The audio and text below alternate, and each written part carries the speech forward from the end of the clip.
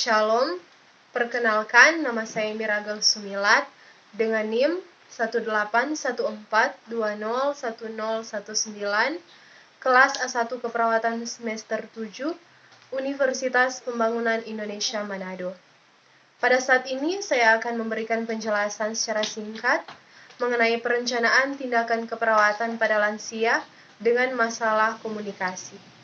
Untuk memenuhi ujian tengah semester dengan mata kuliah keperawatan gerontik dengan nama dosen Dr. Wiwit Ciptaningsih, HSKEP Nurse MMR. Baik, kita mulai. Perencanaan tindakan keperawatan pada lansia dengan masalah komunikasi. Yang pertama ada pengertian perencanaan keperawatan gerontik. Perencanaan keperawatan gerontik ini merupakan langkah ketiga dalam proses keperawatan. Perawat memerlukan berbagai pengetahuan dan keterampilan, di antaranya pengetahuan tentang kekuatan dan kelemahan klien, nilai dan kepercayaan klien, batasan praktek keperawatan, peran dari tenaga kesehatan lainnya. Kemudian kedua ada prioritas masalah keperawatan. Terdapat beberapa pendapat untuk menentukan urutan prioritas, yaitu yang pertama, berdasarkan tingkat kegawatan atau mengancam jiwa.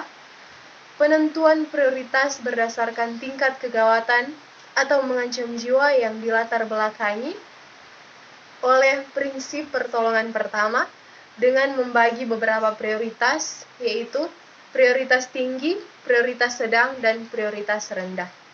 Kemudian kedua, berdasarkan kebutuhan Maslow. Maslow menentukan prioritas diagnosis yang akan direncanakan berdasarkan kebutuhan, diantaranya kebutuhan fisiologis, keselamatan, dan keamanan, mencintai dan memiliki, harga diri, dan aktualisasi diri. Kemudian ketiga ada rencana tindakan. Setelah menetapkan tujuan, kegiatan berikutnya adalah menyusun rencana tindakan.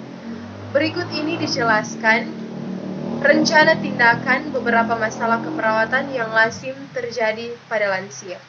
Yang pertama, gangguan pemenuhan kebutuhan nutrisi, gangguan keamanan dan keselamatan, gangguan kebersihan diri penyebab kurangnya perawatan diri, gangguan istirahat tidur, gangguan hubungan interpersonal melalui komunikasi, masalah mekanisme pertahanan diri atau coping, dan masalah cemas. Kemudian ada komunikasi pada klien lansia. Yang pertama, karakteristik lansia berdasarkan usianya.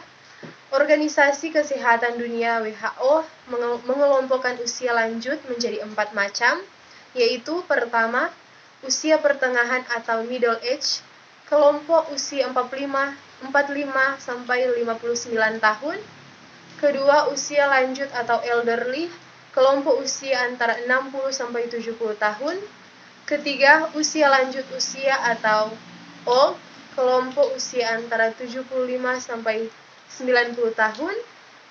Keempat, usia tua atau very old, kelompok usia di atas 90 tahun. Kelima, pendekatan perawat lansia dalam konteks komunikasi. Keenam, pendekatan fisik, pendekatan psikologis, pendekatan spiritual. Kemudian kedua ada teknik komunikasi pada lansia. Beberapa teknik komunikasi yang dapat diterapkan antara lain teknik asertif, responsif, fokus, sportif, klarifikasi, sabar, dan ikhlas. Adapun kesimpulan dari materi saya yaitu perawat harus memerlukan berbagai pengetahuan dan keterampilan, diantaranya pengetahuan tentang kekuatan dan kelemahan klien, nilai dan kepercayaan klien, batasan praktek keperawatan, peran dari tenaga kesehatan lainnya. Demikianlah materi singkat dari saya tentang perencanaan tindakan keperawatan pada lansia dengan masalah komunikasi. Jika ada salah-salah kata atau pengucapan, mohon dimaafkan. Akhir kata, saya ingin mengajak saudara sekalian untuk bergabung bersama kami dalam perguruan tinggi Universitas Pembangunan Indonesia Manado.